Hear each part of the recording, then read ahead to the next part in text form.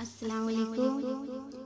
आज बहुत बहुत खूबसूरत तराना कहें या फिर दुआ आपकी खिदमत में लेकर आई हूँ। आप ज़रूर समाअत करें, बहुत अच्छा लगेगा।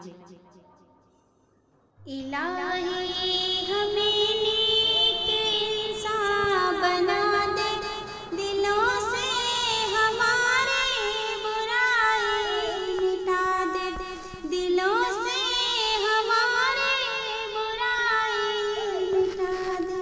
हमें इल्म की तू अता कर दे दौलत के पढ़ लिख हमको मिले खूब इज्जत के पढ़ लिख हमको मिले खूब इज्जत।